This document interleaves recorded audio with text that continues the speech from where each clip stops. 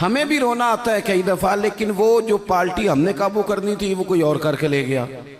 ये तो ग्राहक मेरा था, ये दाएं बाएं कैसे निकल गया। रोना तक आ जाता है, उनका भी रोना था। अर्ज की या रसूलल्लाह सल्लल्लाहु अलैहि वसल्लम, आप मुझे बच्चों और औरतों पर छोड़कर जा रहे हैं?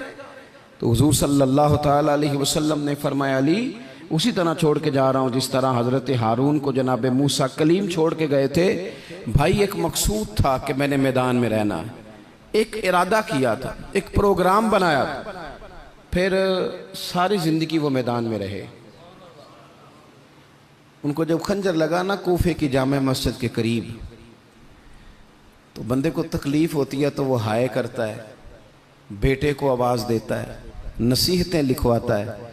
लेकिन मौला अली को खंजर लगा तो क्या कहते हैं? कहते हैं फुज़्तु बिरब्बिल काबा, लो भाई लोगो रब्बे काबा की कसम आज मैं कामयाब हो गया हूं।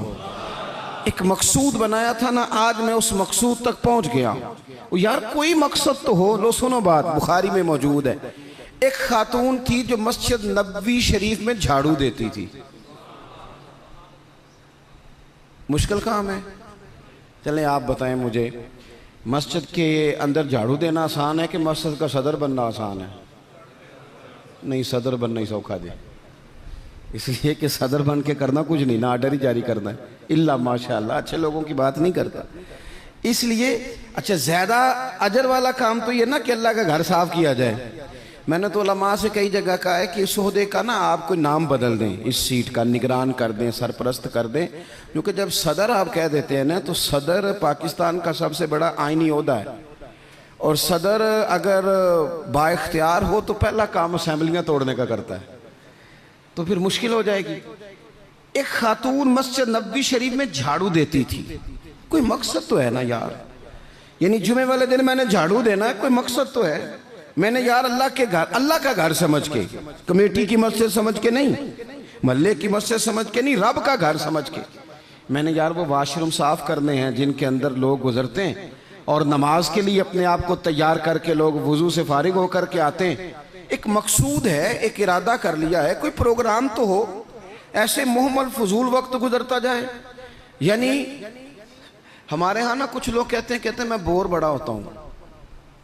आपने नाराज नहीं होना, मैं सैकड़ों और हजारों लोगों को जानता हूं जो उनसे पूछना क्या कर रहे हैं तो कहते हैं टाइम पास कर रहा हूं। तो मैं कहता हूं आपने टाइम को बिल्कुल फजूल समझ लिया है। क्या समझते हैं आप? जिंदगी के लम्हात इतने फारिग हैं, और नबी पाक सल्लल्लाहु अलैहि वसल्लम ने फरमाया दो नेमतें ऐसी हैं जिनके बारे में बहुत सारे लोग धोखे में। दो नेमतें, नेमतें का हुजूर ने, नेमतान, दो नेमतें ऐसी हैं जिसके बारे में लोग धोखे में पड़ गए, उन्हें समझ ही नहीं आई कि हमारे पास नेमत या रसूलल्लाह कौन सी? हुजूर ने फरमाया एक सेहत और एक फुर्सत, एक सेहत और एक फुर्सत। अल्लाह ने फारिग वक्त दिया था कि बहुत सारे कुरान पाक पढ़ सकता था, दरूद पाक पढ़ सकता था, कोई काम कर सकता था, लेकिन बस उस चौक में गुजर गया, उस गली में वक्त गुजर गया, फलाने की बातें करते वक्त गुजर गया, मेलों ठेलों में गुजर गया, शुगल मेलों में गुजर गया, कोई ठंडे इलाके की सैर में गुजर गया, जो बचा था वो मोबाइल पे गुजर गया। बीत गए औकात हमारे। कोई मकसूद है मेरे अजीज? मस्जिद में झाड़ू देती है खातून, बीमार हो गई लेकिन बामकसद जिंदगी गुजार रही थी ना, उसने किसी न किसी तरीके से अपने आप को मदीने वाले महबूब के दीन से जोड़ लिया था। झाड़ू देती थी मस्जिद में, बीमार हो गई। कुर्बान जाएं रसूल कायनात, यानी अल्लाह की रहमत कामिला, हुजूर खुद चल के तीमारदारी करने तशरीफ ले गए और फरमाया अगर ये इंतकाल कर जाए तो मुझे खबर जरूर करना। सहाबा फरमाते हैं रात का वक्त था, ठंड का मौसम था, और हुक्म भी ये था कि जब कोई इंतकाल कर जाए तो जल्दी तदफीन कर दो। हमने हुजूर को तकलीफ देना मुनासिब न समझा, गुस्ल कफन का बंदोबस्त हुआ, जनाजा पड़ा, दफन कर दिया। इसने कुछ किया है, इसने ना दीन के साथ कुछ ताल्लुक बनाया है। अल्लाह हमारा भी नाम झाड़ू देने वालों में लिख दे। कोई ताल्लुक तो इसने बनाया है ना, कहीं किसी कोने में जाके इसने रिश्ता दीन से जोड़ा है। हुजूर सैयद आलम अलैहिस्सलाम सुबह तशरीफ लाए तो सारा कुछ जानने वाले महबूब पूछने लगे तुमने मुझे बताया क्यों नहीं? ये भी एजाज के लिए, वरना अल्लमा का मालम तकुन तालम। हुजूर सैयद आलम अलैहिस्सलाम ने फरमाया क्यों नहीं बताया? कुर्बान जाएं, मर जाने को जी चाहता है इस अदा पर, सारी कायनात जाए हुजूर के रोज़े नूर पर। और नबी पाक ने पूछा बताया क्यों नहीं? या रसूलल्लाह रात थी, तकलीफ देना मुनासिब नहीं समझा। ओ बूढ़ी अम्मा तेरे नसीबों पे हमारे माँ बाप कुर्बान हो। हुजूर फरमाने लगे मुझे बताओ उसकी कब्र कहाँ है?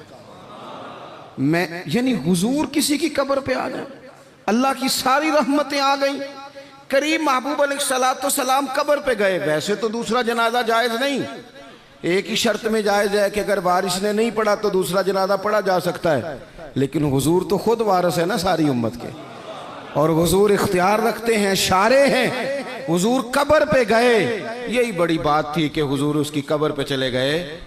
लेकिन कब्र पे खड़े होके हुजूर ने फरमाया दोबारा सफ़े बनाओ भाई, मैं दोबारा जनाजा पढ़ाऊंगा। क्योंकि कोई मकसद तो था ना, ये मस्जिद में झाड़ू देती थी। आखिरी वेले मेरी आँखियाँ राह तकना है तेरा, तेरा ते कुछ भी नहीं जाना सजना, पा जावें जे फेरा ते सौखा निकले सावे जहूरी, जे वेख लवा मुख तेरा। हुजूर तशरीफ ले आए, खुद तशरीफ ले आए और कब्र मुबारक पर खड़े होके दोबारा जनाजा पढ़ाए। नौजवानों बड़ा वक्त ज़ाया हो गया, बड़ा। हमने ज़िंदगी में जो सबसे ज़्यादा चीज़ ज़ाया की है वो वक्त है। याद रखना, मुझे न बताना, किसी दोस्त को न बताना, लेकिन अपने आप से ज़रूर सवाल करना कि ज़िंदगी में हमें जितनी नाकामियाँ मिली हैं ना, उसकी असल वजह यह है कि हमने वक्त ज़ाया किया है, और बड़ा ज़ाया किया है। हम एक तो मकसद नहीं बना सके, दूसरा अपने वक्त को सही मैनेज नहीं कर सके। हम बड़ा कुछ कर सकते थे, अल्लाह तबारक व तआला ने सलाहियत दी थी, बहुत सारे काम हम अपने ज़िम्मे लेते तो कर जाते, लेकिन वक्त ज़ाया किया। इमाम बहकी ने हदीस लिखी है, मेरे रसूल पाक सल्लल्लाहु ताला अलैहि वसल्लम ने इरशाद फरमाया, जब सुबह दिन चढ़ता है ना तो दिन ऐलान करता है, वो दिन ऐलान करता है, कहता है मैं आज आया हूँ, आज के बाद नहीं आऊँगा, आज के बाद नहीं आऊँगा। कुछ करना है तो कर लो। आज जो दिन आया है ना, आज ये क़यामत तक दोबारा वापिस नहीं आएगा। कुछ कर लो। जिसने आज तिलावत नहीं की उसका ये दिन बगैर तिलावत के गुजर गया। मेरे अजीज, जिसने आज दरूद पाक नहीं ना पढ़ा, हुजूर को याद नहीं किया, उसका ये दिन गुजर गया बगैर दरूद पाक। जिसने आज सजदों की कसरत नहीं की, ये दिन बीत गया। दिन कहता है दोबारा नहीं आऊंगा। हजरत उमर बिन अब्दुल अजीज रहमतुल्लाह अलैह से किसी ने कहा हुजूर ये काम रहने दें, कल कर लेंगे। तो आप फरमाने लगे अगर ये काम कल करूंगा तो जो काम कल करने हैं वो कब करूंगा? ये कल पे डाल दूंगा तो जो काम कल करने वो फिर कब करूंगा? वो कल वाला दिन भी फिर इसी तरह गुजर जाएगा। 39 साल उम्र पाई हजरत उमर बिन अब्दुल अजीज ने। कितनी? हल्का सा बोलिएगा। 1 कम 40, 1 का 39 साल उम्र। पिछले बादशाह जालिम थे, ये उनके जुल्म बिद हो गए। अवाम के साथ बड़ी जगह पे वो खैर नहीं कर पाते थे, जनाब उमर वो खैर भी कर गए। हजरत उमर बिन अब्दुल अजीज रहमतुल्लाह अलैह सारा हुकूमत का नक्शा भी बदल गए। ये 20 कुरान भी पढ़ गए और करोड़ों दफा मदीने वाले पे दुरूद और सलाम भी भेज के चले गए। उम्र 39 साल पाई, उम्र 39 साल पाई। बीत गया हमारा वक्त। पीछे पलट के देखते हैं तो बड़ा कुछ ज़ाया कर रहा है। मजीद ना करना, मजीद ना करना। अपने अगर हम चाहते हैं मुआशरा इस्लाह पजीर हो तो एक तो बामकसद, दूसरा वक्त बिल्कुल किसी मौके पे ज़ाया नहीं करें, किसी मौके पे। इमाम शाफी रहमतुल्लाह अलैह फरमाया करते थे, मैंने सूफिया से एक बात सीखी है जिसने मुझे बड़ा नफ़ा दिया है। हुजूर वो क्या है? आप फरमाते हैं, सूफिया फरमाया करते हैं कि वक्त एक तलवार है, इसे अपने हाथ में कर लो तो बड़ी मुश्किलात काट डालोगे, और अगर तुमने इसको अपने हाथ में ना किया तो फिर वक्त तो तलवार ही है, ये तुम्हें काट डालेगा, फिर तुम कट जाओ। जवान बिलखुसूस ये टाइम पास ये निकाल दें। मिजाज बन गया है हमारा शुगल मेले का। गप्पे घंटों भी हों तो वक्त का पता नहीं चलता। शुगल मेले का मैं, आपको पता है हम गुलाम हैं औलिया के, हम सूफिया के नज़रियात को कुरान और सुन्नत की तर्जुमानी समझते हैं। लेकिन ये कि आपने नहीं देखा होगा कि 20 लोग इकट्ठे होकर किसी जगह एक गली से निकले हों, कोई पूछे किधर जा रहे हो तो कहें हम जुमा पढ़ने जा रहे हैं मस्जिद में। 20-20 होके नहीं निकलते। लेकिन अगर ठंडे इलाके में सैर करने जाना हो तो 20 की बस भर जाती है कि नहीं? अगर कहीं फलानी जगह मेला लगा हुआ है तो फिर 2-3 गलियों से बसें भर जाती हैं कि नहीं? मैं अक्सर कहता हूं कि आपने शुगल मेला बना लिया है मज़ारात को। शुगल मेला, सारे रास्ते में नमाज नहीं पढ़ी, क्या मिजाज, वक्त को जाया कर रहे हैं और बड़ा ज्यादा कर रहे हैं, और ये पलट कर हाथ नहीं आएगा। जिन लोगों ने काम किया, हमारा हजार हा इख्तलाफ है यूरोप के साथ, पर ये बात तो मान जाओ ना, उन्होंने अपना वक्त मैनेज कर लिया है, मैनेज कर लिया। हम अभी तक हैं, बहुत सारी चीजें हैं, नारों में जिंदा हैं, उन्होंने मैनेज तो किया है। तीसरी बात मेरे अजीज इस्लाह माशरा के लिए जो बड़ी अहम और बड़ी ज़रूरी है वो ये है कि तरजीहात का तायुन करें ज़िंदगी में। मेरी दरअसल तरजीह क्या है, असल मकसूद क्या है। ये हमारे मजहबी इज्तिमात होते हैं, मुझसे लोग वक्त लेने के लिए आते हैं, बड़े अच्छे लोग होते हैं, खैर के लिए आए हैं, वरना हमें कौन पूछता है। तो मैं कई दफ़ा पूछता हूँ दोस्तों से कि जो आप महफिल करा रहे हैं तो कोई पस मंज़र भी तो बयान करें ना, मकसूद क्या है। चलें इतना ही कह दें कि सवाब की नीयत से करा रहे हैं, अल्लाह में अजर देगा, लेकिन ये कि मकसूद ही नहीं पता। जवानों की बड़ी बड़ी जमातें बनी हुई हैं, मकसूद का ही नहीं पता दरअसल जाना किस तरफ। अपनी जिंदगी में तरजीहात, और जब तरजीहात तय करें तो ज़रूरियात को आगे रखें, फ़राइज़ को हमेशा आगे रखें। जो फ़राइज़ हैं, जो वाजिबात हैं, उनको हमेशा पहला दर्जा दें।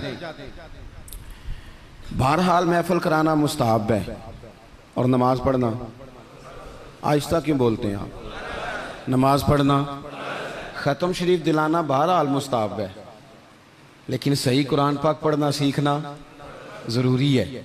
जो ज़्यादा ज़रूरी है वो क्यों नहीं कर रहे। तरजीहात अगर आप ले आएंगे ना, मैं बहुत सारे लोगों को जानता हूँ तवज्जो से ख़त्म दिलाते हैं, हमें भी कहते हैं मौलाना इस दफ़ा अब्बा जी के ख़त्म पे आपकी बारी है, पिछले साल फलाने को बुलाया था, उससे पिछले साल फलाने को। भाई आप नमाज पढ़ते हैं? कहते हैं आप दुआ करें, आप दुआ करें मैं शुरू कर दूं। तो मैं कहता हूं अगर नमाज की दुआ करानी है घर बैठे बैठे मुझसे, तो ख़त्म की दुआ नहीं घर बैठे बैठे हो जाती, वो भी कर देता हूं यहीं से, अल्लाह ताला उनको उनकी मगफिरत फरमाए। तरजीहात हमेशा आपके जो ज़रूरी काम है, याद रख लें आपके मदरसा बड़ा ही ज़रूरी है। मैं किसी की तारीफ़ बड़ा कम करता हूँ, इसलिए कि तारीफ़ खुशामद बन जाती है तो बंदा मुश्किल में आ जाता है। लेकिन अभी मैं आया हूँ ना, तो यहाँ बच्चे साथ कुरान पाक पढ़ रहे थे। मेरे आशिया ख्याल में ये बात भी आ सकती थी कि कारी साहब ने, हज़रत साहब ने छुट्टी क्यों नहीं कराई, मस्जिद में महफिल है। लेकिन आप यकीन करें कि मेरा दिल इतना ठंडा है, मैंने कहा ये बिल्कुल सही कर रहे हैं, इनको पढ़ना ही चाहिए।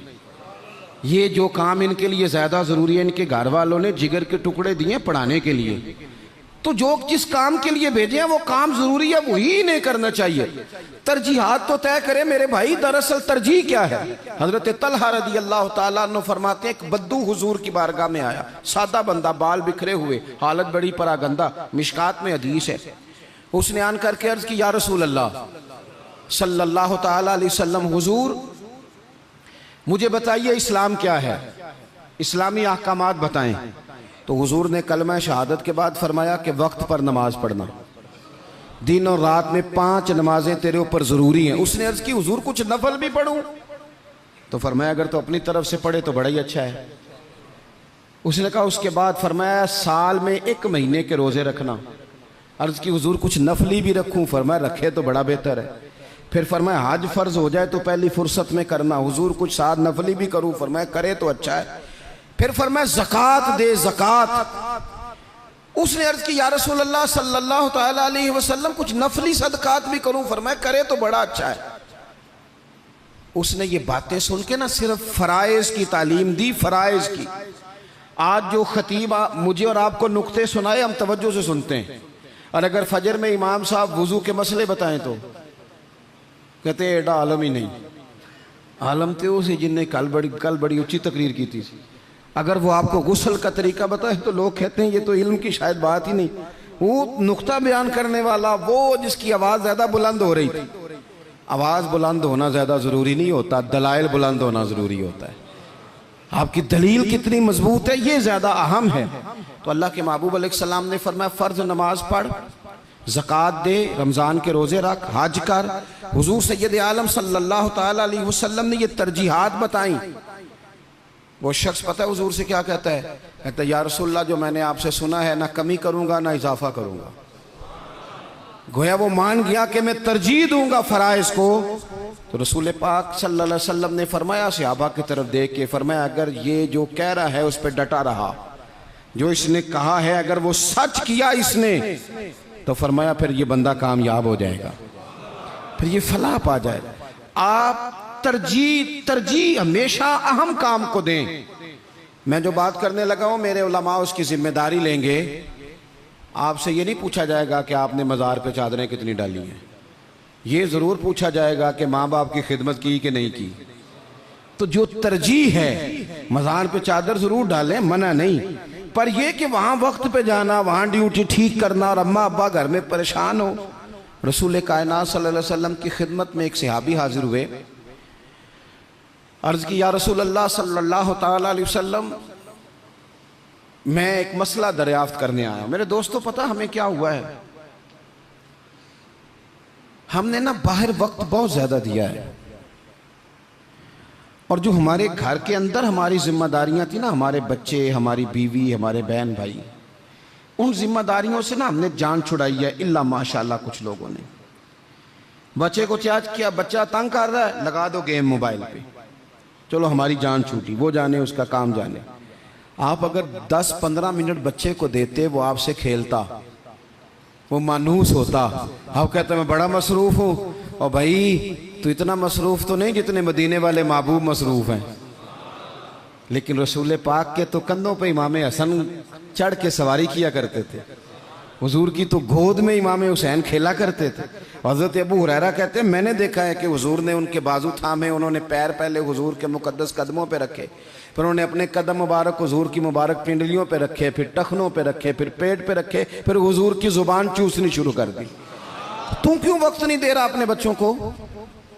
क्यों नहीं हम वक्त दे पाते अपने नवासों को, नवासियों को, पोतों और पोतियों को? वो जो हमारे लिए जरूरी था वो हमसे मानूस होने की बजाय किसी बदअकीदा से जाके मानूस हो जाते हैं। पता तब चलता है जब सारा अकीदा बिगड़ जाता है। अपने घर के अंदर जो जिम्मेदारियां उनको तरजीह दें। हुजूर सैयद आलम अलैहिस्सलाम ने फरमाया खैरुकुम खैरुकुम लिअहलिही व अना खैरुकुम लिअहलिही, फरमाया तुम में बेहतर वो है जो अपने घर वालों के लिए बेहतर है। व अना खैरुकुम लिअहलिही, और जाके पूछ लो मैं तुम सबसे बढ़ के अपने घर वालों के साथ खैर करने वाला। तरजीह दें। एक सहाबी आए, अर्ज करते हैं या रसूल अल्लाह सल्लल्लाहु अलैहि वसल्लम मेरी बीवी पे हज फर्ज है, वो हज करने जा रही है, ये सियासता में हदीस मौजूद है, और मेरा नाम एक गज़वे में लिख दिया गया है, मैं जिहाद के लिए जा रहा हूँ, नाम मैंने लिखवा लिया है, हुक्म मेरे लिए क्या है?